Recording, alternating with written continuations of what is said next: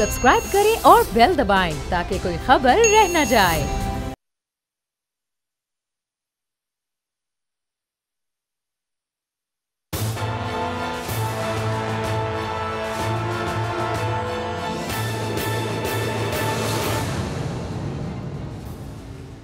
अस्सलाम वालेकुम। प्रोग्राम तज्जिया, मैं हूं अलीना लियास और मेरे साथ मौजूद हैं समी इब्राहिम साहब।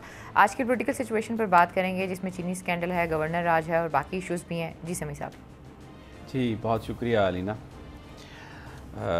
बड़ी जल्दी से आपने तो एक सेंटेंस बोल दिया जी, चीनी स्कैंडल है।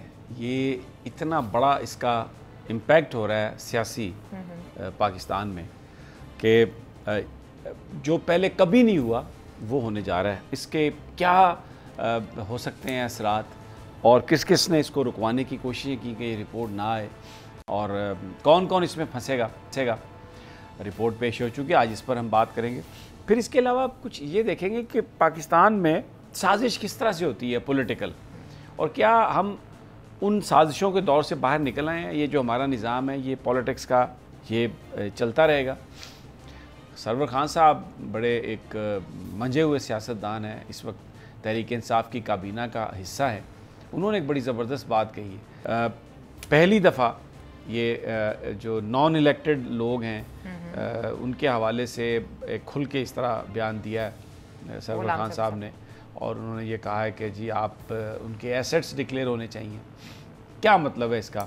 कल खसूसी इजलास है काबीना का, तो ये मैं पहली स्टोरी की तरफ हम जा रहे हैं अपने। खसूसी इजलास कल बुला लिया गया है और इम्कान इस बात का है कि उसमें वो जो शुगर कमीशन का जो रिपोर्ट है, फोरेंसिक जो है, वाजिद ज़िया साहब की सरबराही में बड़ा अर्करेज़ी हुई है, उस पर बड़ी मेहनत हुई है। और पाकिस्तान की तारीख़ में कभी ऐसा नहीं हुआ कि किसी गवर्नमेंट ने, सिटिंग गवर्नमेंट ने कोई इस किस्म की इन्वेस्टिगेशन करवाई हो जिसमें उनके अपने वज़रा और अपने अहम तरीन लोगों पर उंगलियां उठ रही हों। उस रिपोर्ट को फिर पब्लिक कर दिया गया। जब ये पहले तो ये कहा गया कि जनाब ये तो शुगर कमीशन जो है ये तो माफिया खा गया, तरीन साहब खा गए और कोई यहाँ पर इंक्वायरी नहीं होगी, कुछ भी नहीं होगा। तो कमेटी बनी, तो फिर ये कहा गया जनाब कमेटी बनी है तो बस कमेटी पा दी गई है। वो भी कमेटी ने अपनी रिपोर्ट दी। फिर कहा कि जी उसके मंदरजात कभी नहीं आएंगे बाहर, वो भी बाहर आ गए। फिर ये कहा गया कि अब ये जो कमीशन प्राइम मिनिस्टर ने कहा कि फोरेंसिक करें, कि जनाब ये सब टोपी ड्रामा है, क्योंकि जिस वक्त उन्होंने 3 हफ्ते की मोहलत मांगी थी तो ये बड़ा एक प्रोपेगेंडा कर दिया गया था और ये कहा गया था कि जनाब बस अब ये रिपोर्ट खुडे लाइन लग गई है। लेकिन जनाब ऐसा नहीं हुआ। मैं यहीं पे इसी प्रोग्राम में शुरू से ये कह रहा हूँ कि इमरान खान इस बात पर कभी कोई कंप्रोमाइज़ नहीं करेंगे। और अब आप देख लें जो इंक्वायरी रिपोर्ट है वो वज़ीर-ए-आज़म साहब के पास, कल काबीना का खसूसी इजलास है और इस बात का इम्कान है कि ये रिपोर्ट उसमें पेश की जाएगी। और प्राइम मिनिस्टर ये कह चुके हैं कि इस रिपोर्ट में जिस किसी को भी कसूरवार ठहराया गया, कानून के मुताबिक उसके ख़िलाफ़ कार्रवाई होगी। अब ये जो सारी सिचुएशन है इसने एक बड़ी ड्रामाई सियासी सूरत हाल पैदा कर दी है, इसलिए कि गुजरात के चौधरी जो हैं वो अलाई हैं हुकूमत के। बिल्कुल। कौमी असम्बली में भी उनकी 5-6 सीटें हैं। सूबाई असम्बली में चौधरी परवेज़ इलाही साहब स्पीकर हैं।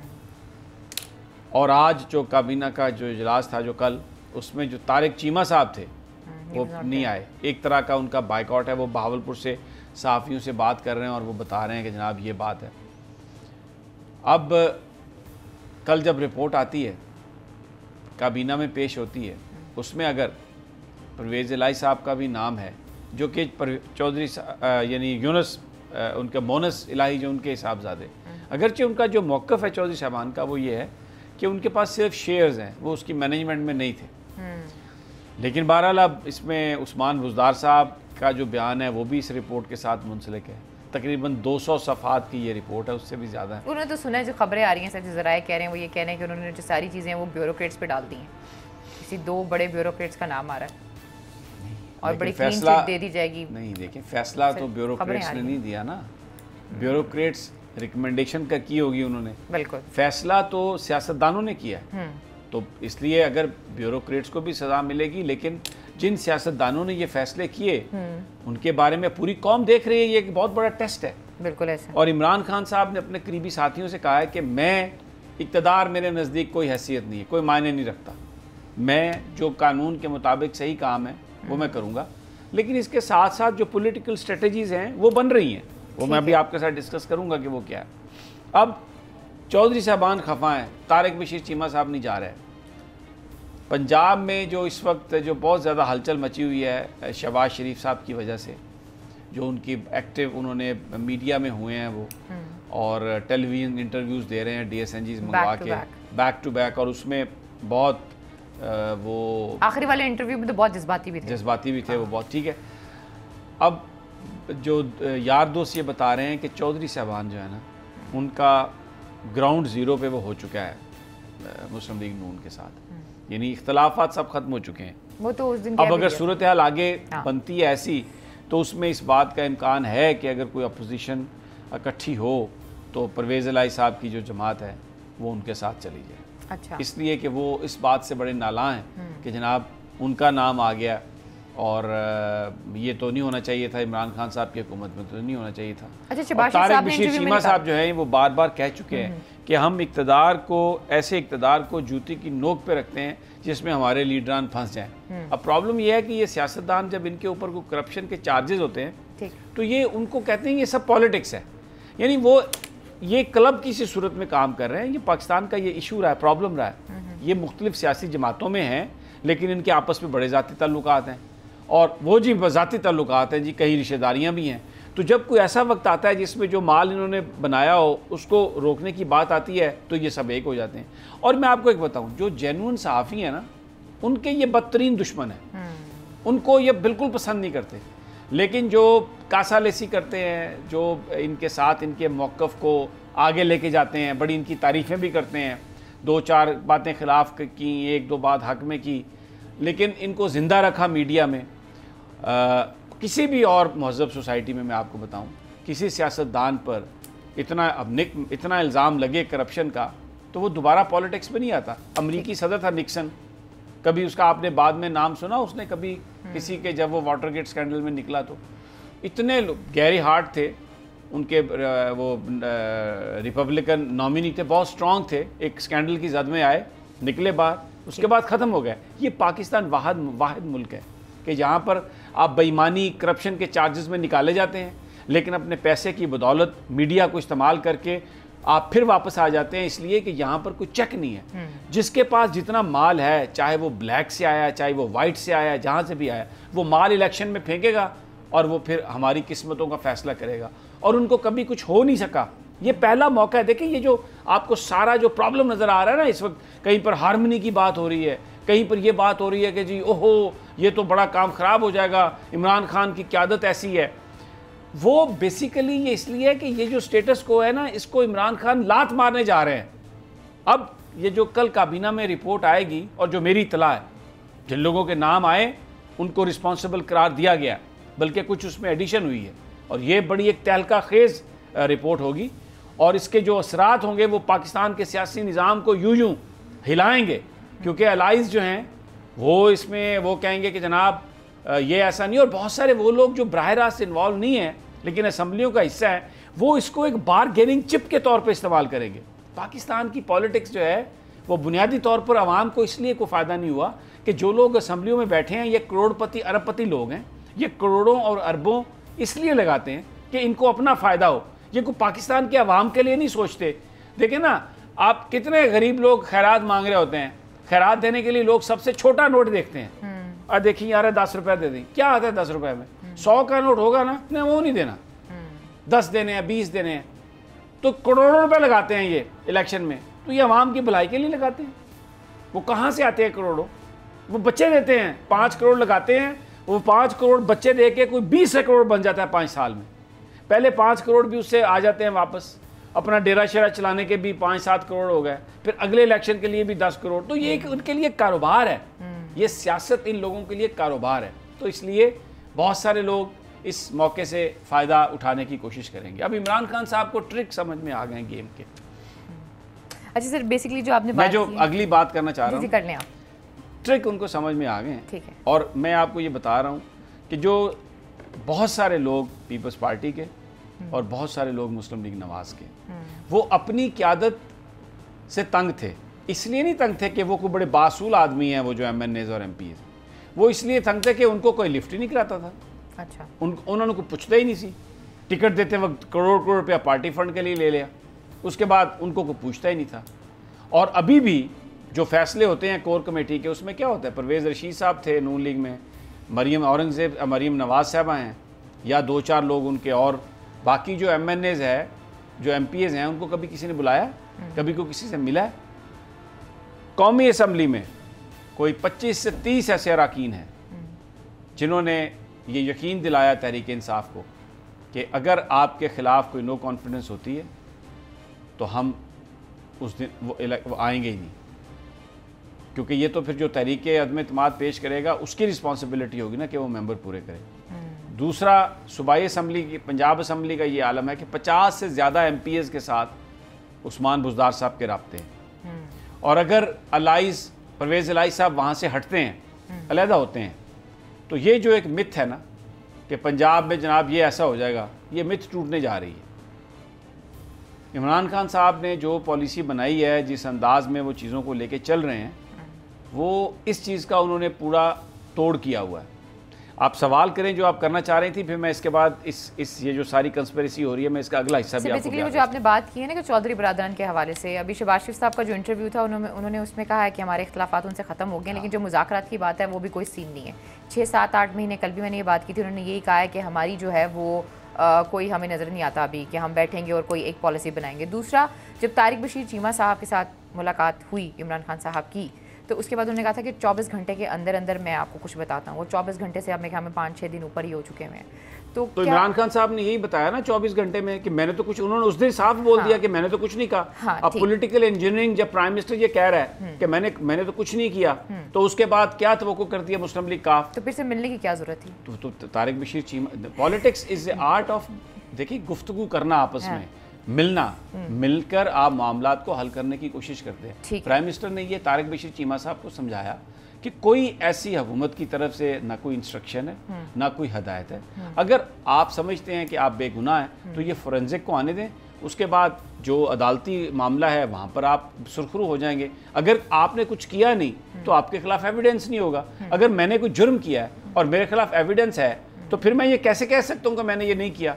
और हुकूमत कैसे किसी को छोड़ सकती है अगर कोई इन्वेस्टिगेशन हो रही है? तो वो तो जो इन्वेस्टिगेटिंग एजेंसी है या तो वो छोड़े या फिर अदालत उस मुकदमे का फैसला करे कि जनाब ये आप बिल्कुल बेगुनाह है। उसका एक तरीका है ना। माजी में क्या हुआ, जो आपके करोनीज थे, जो आपके साथी थे, जो आपके दोस्त थे, आपने उनको कुछ नहीं किया। मैं मिसाल देता हूँ, राना मशहूद साहब की वीडियो आई पूरी, जिसमें वो पैसे मांग रहे हैं, लेकिन वो जो FIA की रिपोर्ट, उस वक्त की FIA की जो रिपोर्ट थी, जिस वक्त वज़ीर आज़म नवाज शरीफ साहब थे और वज़ीर आला पंजाब के शहबाज शरीफ साहब थे, उसमें उन्होंने राना मशहूद साहब को क्लियर कर दिया। पूरी कौम ने देखा, वीडियो मौजूद है, वो पैसे मांग रहे हैं, लेकिन उन्होंने कहा नहीं जनाब, ये तो किसी और कंटेक्स्ट में था। इस गवर्नमेंट में तो ऐसे ही होता है ना। अब आज़म सवाती साहब को देख लें, आप भी गए थे, मैं भी वहाँ पर मौजूद थी, किस तरह के उनके बारे में रिमार्क्स हैं, उनकी ड्यूल नेशनलिटी के हवाले से रिमार्क हैं। अभी जो गुलाम सरवर साहब ने काबीना के जिन्हों की बात की है, एहसासों की बात की है, ये वही बात है जो मैं इस पे आता हूँ।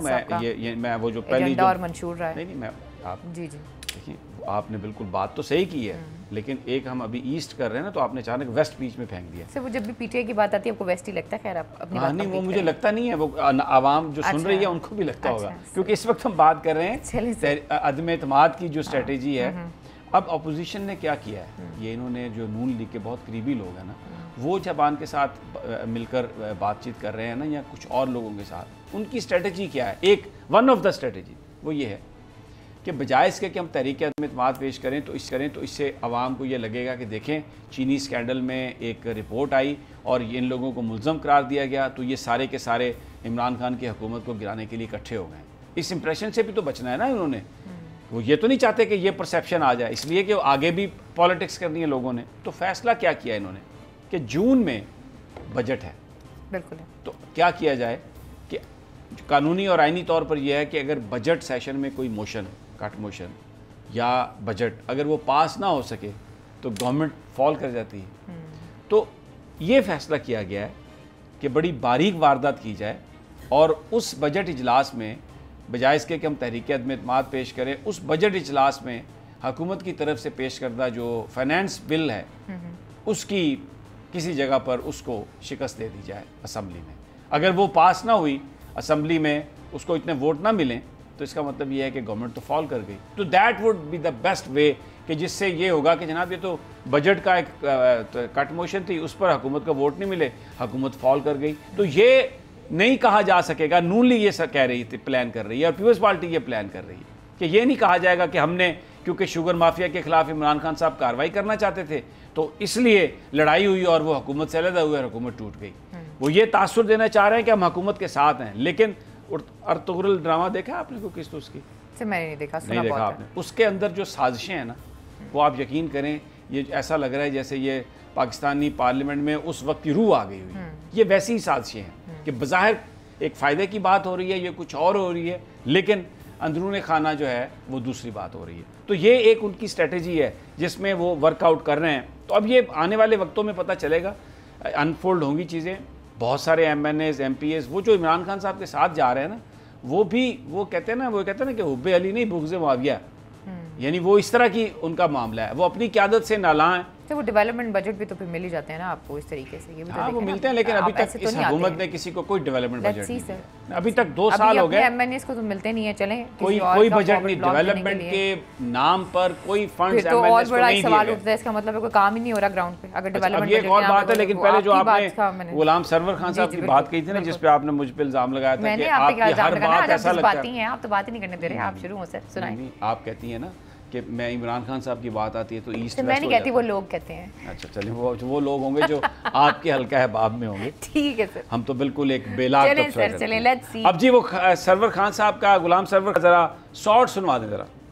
अब ये आपने जो गुफ्तगू सुनी है, ये काबीना है जिसको वज़ीर-ए-आज़म इमरान खान साहब ने बनाया। उन्होंने अपने स्पेशल असिस्टेंट रखे हैं साथ।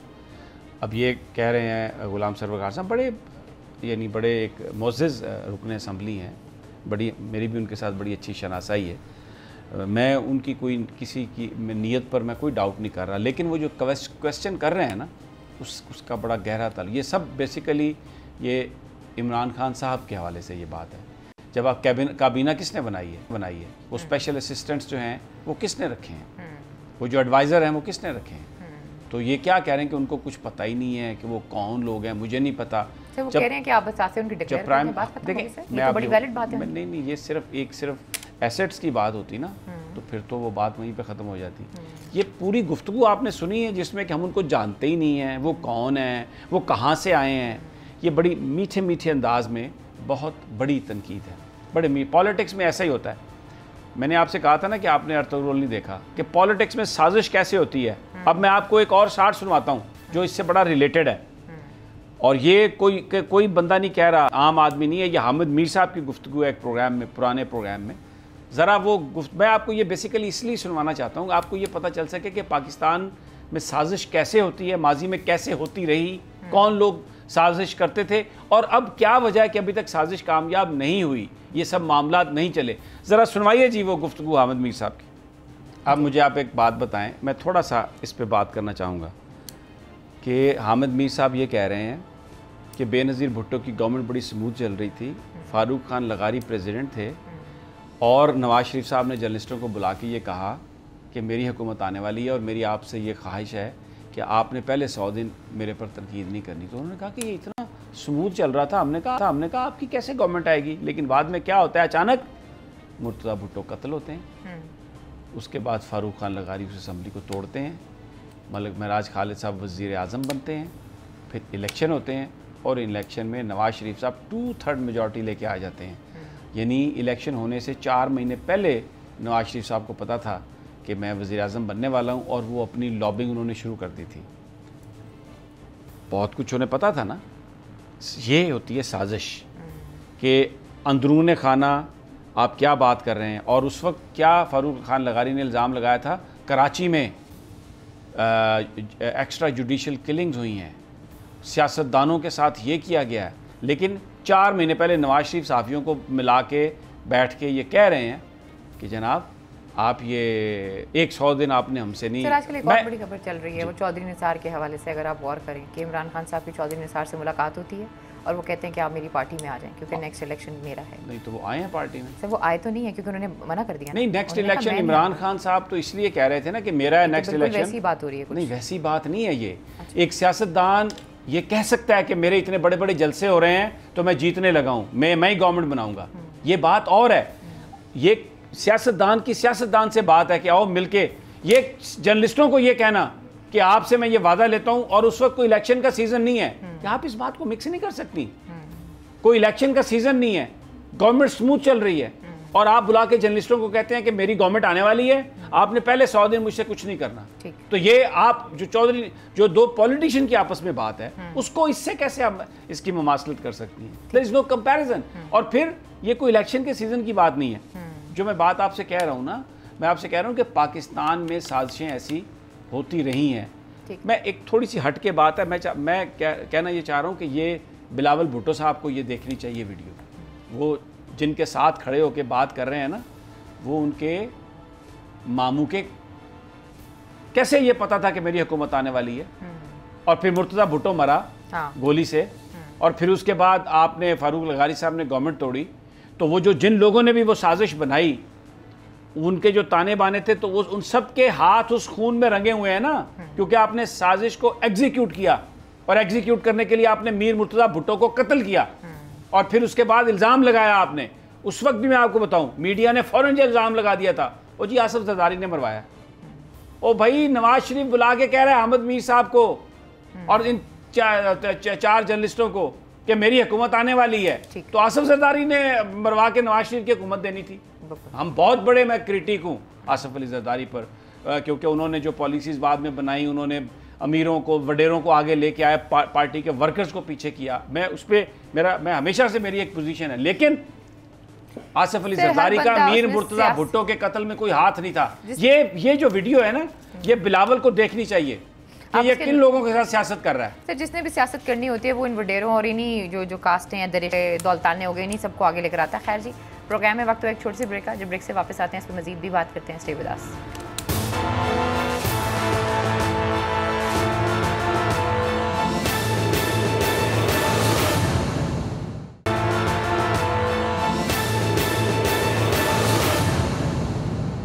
वेलकम बैक नाज़रीन। तो फिर आपको खुशामदीद कहते हैं। और अब से कुछ देर पहले वज़ीर-ए-आज़म पाकिस्तान इमरान खान साहब जो हैं वो आलमी इक़्तिसादी फ़ोरम से बात कर रहे थे और उन्होंने कहा कि पाकिस्तान का इस वक्त जो सबसे बड़ा मसला है वो 25 मिलियन लोग हैं जो शिकार हैं पावर्टी का, गुरबत का। इसके अलावा उन्होंने G20 जो डेट रिलीफ है उस हवाले से भी बात की, जो कि बहुत इंपॉर्टेंट बात है समी साहब। लेकिन उन्होंने कहा कि 2.5 करोड़ लोग तो डेली वेजेस पे हैं और 2.5 करोड़ का मतलब ये है कि आप 7-8 करोड़ लोगों की बात कर रहे हैं। अगर एक फैमिली ऑफ 4 हो, ये फैमिली ऑफ 5 हो, तो 2.5 करोड़ तो ये 10 करोड़ लोग हैं। तो पूरा पाकिस्तान जो है एक्सक्यूज मी इससे इम्पैक्टेड है। और जो बात ज़्यादा है मैं दुनिया को देखने की, अब जो कर्जा है उसका आपने सूद देना होता है। तो पाकिस्तान का तो मसला ही ये था पुराना कि हमने इतना कर्जा लिया माशाल्लाह से, ये जो सारी डेवलपमेंट प्रोजेक्ट्स जिनको सो कॉल्ड कहते हैं, जिसमें माल बनाया इन लोगों ने और अपनी बिल्डिंगें खड़ी की हर तरफ, तो वो उसकी जो पैसा तो बचता ही नहीं है वफाक के पास। वो तो सारे का सारा पैसा कर्जा उतारने में लग जाता है और फिर सूबे ले जाते हैं और वफाक गुर्बत के अंदाज में इधर उधर देख रहा होता है। तो वो उन्होंने कहा कि ये एक सबसे बड़ा मसला है, तो हमें एक स्पेस क्रिएट करनी है, उसमें फिजिकल स्पेस क्रिएट करनी होगी जिसमें हम अपने हेल्थ को इम्प्रूव कर सकें और उसके साथ साथ अच्छा उसमें 2 चीज़ें, एक डेट रिलीफ है, एक स्टिमुलस। तो अब G20 जो है वो कोशिश कर रहा है और उसमें हमने पहले भी बताया कि $2 अरब पाकिस्तान को मिलने की उम्मीद है, बट इट इज़ पीनट्स। देखें, बड़ी मुश्किल से पाकिस्तान ने अपना करंट अकाउंट डेफिसिट जो है ना उसको ख़त्म किया था और बहुत ही पेनफुल, जैसे प्राइम मिनिस्टर ने कहा कि जो एक रिफॉर्म्स की जिससे बहुत कीमतें भी बढ़ी, लोगों को प्रॉब्लम भी हुई, लेकिन अब ये कोरोना की वजह से पूरी दुनिया की इकॉनमी डाउन हुई, तो that has gone down to the drain also, वो जो कुछ भी था। तो अब जब तक जो अमीर मुल्क हैं, तरक्की याफ्ता मुल्क हैं, जब तक वो तरक्की पजीर ममालिक की मदद नहीं करेंगे और इस पूरे क्राइसिस को पूरी दुनिया अपना क्राइसिस समझ के डील नहीं करेगी, क्योंकि ये पैंडेमिक है, तो वो आगे नहीं बढ़। तो prime minister pointed out very rightly, और हमें जो डिवोर्स में जो लोग बैठे हुए थे मॉडरेटर, वो खुद उन्होंने कहा कि भैया हम ये सोच रहे हैं, इधर जिक्र कर रहे हैं, डिस्कस कर रहे हैं, डेट रिलीफ भी हो यानी कर्जे में भी रिलीफ मिले और स्टिमुलस पैकेज भी हो। तो ये दो चीज़ें हैं, ये अगर होंगी तो तभी इकॉनमी ऊपर जाएगी। Now coming back to our subject जिस पर हम बात कर रहे थे, देखिए माजी में ये जो हमने अहमद मीर साहब का क्लिप आपको सुनाया जिसमें वो कह रहे हैं कि नवाज शरीफ साहब ने कहा था कि मेरी हुकूमत बनने वाली है, माजी में ये सब काम होते रहे इसलिए कि माजी में पाकिस्तान की एस्टैब्लिशमेंट, पाकिस्तान की ब्यूरोक्रेसी, बैरूनी ताकतें, ये सब एक साजिशों का ताना बाना था। उसमें वो सब पहले तय हो जाता था, फिर आंखों में धूल झोंकने के लिए सब कुछ किया जाता था। तो अभी पाकिस्तान की जो एस्टैब्लिशमेंट है वो किसी साजिश में मुलव्वस नहीं है। यहाँ पर जो लोग अपनी करप्शन की वजह से पकड़े गए हैं, अपनी नाअहली की वजह से सियासत से बाहर होते हुए नज़र आ रहे हैं, वो इस चीज़ का इल्ज़ाम पाकिस्तान की एस्टैब्लिशमेंट लगाते हैं। मिसाल के तौर पे अब एक पनामा पेपर्स आए, उसमें नवाज शरीफ साहब के फ्लैट्स का जिक्र आया, उनके बच्चों के इंटरव्यू आए जिसमें उन्होंने कहा जी हमारा तो कुछ भी नहीं है, लेकिन वो अपनी मनी ट्रेल नहीं दे सके। अब सुप्रीम कोर्ट ऑफ पाकिस्तान के इंतहाई मुअज़्ज़ज़ तरीन जजेस ने, वो 5 मेंबर जो बेंच था, आसिफ सईद खान खोसा की सरबराही में जिसमें भी चीफ जस्टिस जो अब के हैं वो भी थे गुलजार साहब, अजमत सईद शेख साहब, एजाजुल एहसन साहब। तो ये जो जज थे इन्होंने मनी ट्रेल मांगी नवाज शरीफ साहब से, वो नहीं दे सके, उन्होंने उनको सज़ा सुना दी। एक खाता निकल आया उनका, अकामे का खाता निकल आया। अच्छा, और हम सबको पता है कि ये जो अकामे लिए जाते हैं ये अपनी टैक्स आईडी छुपाने के लिए, क्योंकि उस अकाउंट में बहुत सारे पैसे जो हैं वो इधर उधर आते जाते रहे। अब जब उससे डिस्क्वालीफाई हुए तो क्योंकि माजी में खुद साजिशें करते रहे हैं, ये मैंने आपको शॉर्ट इसलिए सुनवाया ये समझाने के लिए, उन्होंने कहा जी हमें तो निकाल दिया गया, ये तो साजिश हुई है। क्योंकि इससे पहले उन्होंने जब भी वो हुकूमत में आए, जब भी निकले, वो किसी साजिश का या शिकार हुए या किसी साजिश का हिस्सा थे। बताया सुप्रीम कोर्ट ने भी, उन्होंने जो पाकिस्तान फ़ौज के सरबराह हैं उनसे भी रब्ता करने की कोशिश की, जो ज़राए बताते हैं हमें, और उनसे डिमांड ये की थी कि जो ISI और MI के जो बंदे हैं ना, इनको आप निकाल दें इस जॉइंट इन्वेस्टिगेशन में।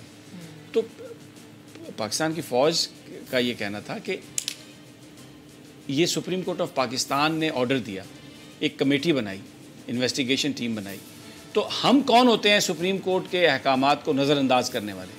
अगर आप ये चाहते हैं तो आप जाएं सुप्रीम कोर्ट में दरख्वास्त दें, अदालती फ़ैसला ले लें, हम अपने बंदे नहीं भेजेंगे। लेकिन हम कैसे ये कर दें कि जाएं जी आप, ये हम तो आपको बंदे नहीं देते। इस पर नवाज शरीफ साहब खफा हुए और फ़ौज उन्होंने कहा जी बस तुसी साजिश शरीक हो।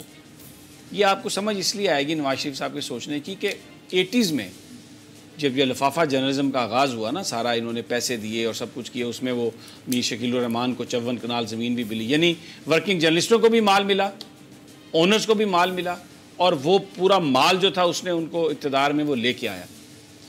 किसी साहब के लिए पैसे भेजे नवाज शरीफ साहब ने, तो उन साहब ने पैसे नहीं लिए और उन्होंने कहा कि आपका जो काम होगा वो मैं कर दूंगा, लेकिन मुझे पैसे नहीं चाहिए। और जब आके ये बताया गया नवाज शरीफ साहब को कि उन्होंने पैसे नहीं लिया, तो आगे से नवाज शरीफ साहब ने कहा उन्होंने हमसे नहीं लिए पैसे तो फिर किसी और से लेते होंगे, वो फिर हमारे आदमी नहीं है, काम से गरज नहीं है, पैसा ले, हमारे साथ हमारे ग्रोह में शामिल हो।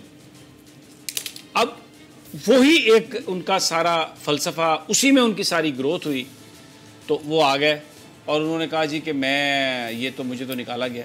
फिर अचानक उन्होंने एक बयान दिया कि मैं बड़ा इनकलाबी हो गया हूँ। उनका ये कहना था कि अब मैं वो जो पहले जैसे पैसे देता था ना, पैसे लेता था, अब मैं वैसे नहीं करूँगा। लेकिन उसका क्रेडिट नवाज शरीफ साहब को नहीं जाता, पाकिस्तान की एस्टैब्लिशमेंट ने वो कारोबार ही बंद कर दिया था। देखें इससे पहले क्या होता था, उससे पहले पाकिस्तान की एजेंसीज भी इस्तेमाल होती थी और पाकिस्तान की अदलिया भी इस्तेमाल होती रही माजी में। अब एस्टैब्लिशमेंट ने वो किरदार बंद कर दिया, हुकूमतों को गिराने का, बिठाने का काम बंद कर दिया। लेकिन ये बात ज़रूर है कि पाकिस्तान का जो इंटरेस्ट है उसको अचीव करने के लिए जो पूरी दुनिया में होता है, जो ताकतवर इदारे हैं, उन्होंने अपना असर और रसूख उन चीज़ों को करने के लिए इस्तेमाल किया और ये पूरी दुनिया का एक नाम है। मैं I am talking a real talk. CIA भी ऐसे ही करती है, रॉ भी ऐसे ही करती है, मुसाद भी ऐसे ही करती है, MI6 भी ऐसे ही करती है। तो पाकिस्तान के अंदर हुकूमत जो है उसको गिराना बनाना वो इस्टेब्लिशमेंट ने छोड़ दिया कि ठीक है जी, आप गवर्नमेंट है, आप अपना काम करें, हम आपके साथ हैं, लेकिन जो पाकिस्तान के इंटरेस्ट हैं उस पर हम आपको कंप्रोमाइज़ नहीं करने देंगे। हुकूमत आप ही का काम है, आप करें। अब ये इस पागल हो गए हैं कि यार ये कैसे हो सकता है, खुद इनमें इतनी कॉम्पिटेंस नहीं है कि ये अपने मामलात को हल कर सकें। साजिश की बुनियाद पर आते थे, पैसे की बुनियाद पर आते थे और उसी बुनियाद पर हुक्मरानी करते थे। विजनलेस लोग हैं। आप देखें ना, अरबों रुपए कर्जा लेके आपने ये बसें बना दी, हॉस्पिटल नहीं बनाए, तालीम नहीं बनाई, शहरों को इम्प्रूव नहीं किया, बस बना दी। अब ये जो पिंडी की बस है या जो लाहौर की बस है मेट्रो, 3% या 4% लोग उस शहर के उसमें सफ़र करते हैं, बाकी 90% आबादी उसी तरह फंसी हुई है, जैम पैक्ड है, ट्रैफिक जैम है, लोग बर्बाद हैं। लेकिन क्योंकि नज़र आ रहा है तो ये इनके पास ये कहने का है, ओ जी देखें हमने क्या मेगा प्रोजेक्ट्स बना दिए। तो अब वो मैंने आपको सारा इसलिए सुनवाया है कि वो जो माजी की साजिशें थी अब वो नहीं हैं। इसलिए अब MNAs फिर रहे हैं, MPs फिर रहे हैं कि हमें को कहे कि ये करना है। किसी ने नहीं कहा कि आपने क्या करना है। मुझे बहुत सारे जो हमारे दोस्त हैं पार्लियामेंटेरियंस, उन्होंने मुझे फ़ोन करके पूछा कि भाई कोई फ़ोन ही नहीं आ रहा, कोई बंदा मिलने ही नहीं आ रहा, किधर जाना है, हमने किधर नहीं जाना, बड़े परेशान हैं। तो अब ये मैंने बेसिकली ये जो इसका बड़ा गहरा ताल्लुक है गवर्नेंस से और पाकिस्तान का जो सियासी निज़ाम है उससे, तो अब ये चीज़ नहीं होने वाली। साजिश देखें, तहरीक जो थी ये जो इफ्तिखार चौधरी साहब ने चलाई थी, जियो ने 5000 बंदे को 50,000 करके दिया, बताया। इफ्तिखार चौधरी साहब ने ऐसी कमाल की गाड़ी चलाई कि जनाब वो जो 5 घंटे का सफ़र था वो 25 घंटे में किया।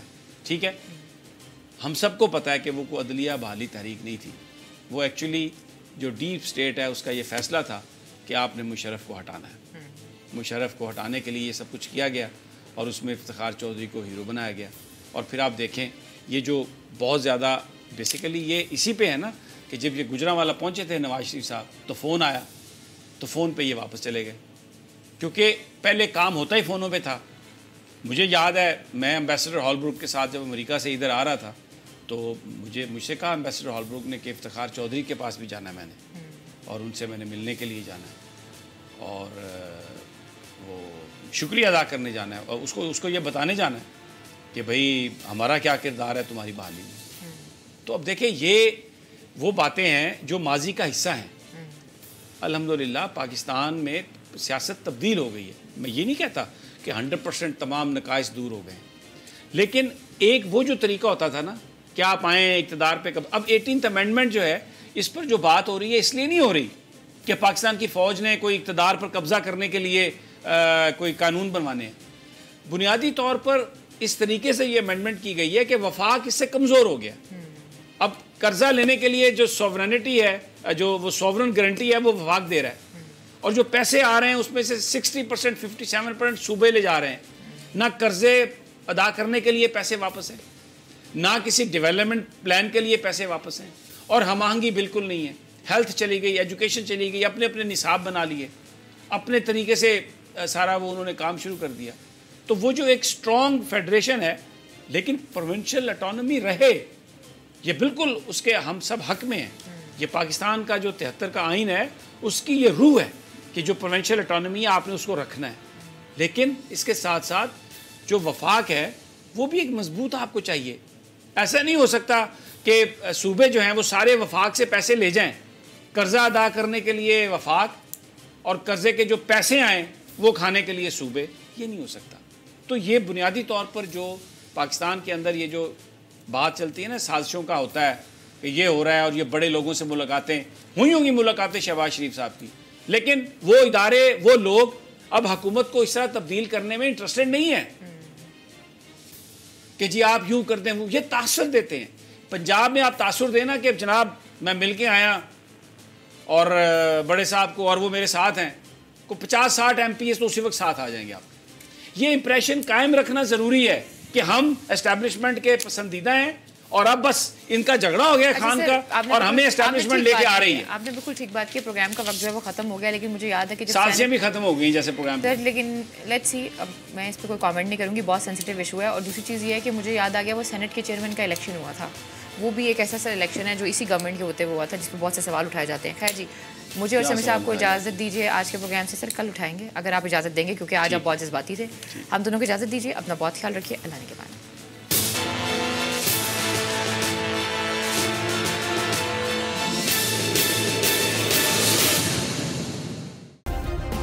सब्सक्राइब करें और बेल दबाएं ताकि कोई खबर रह न जाए।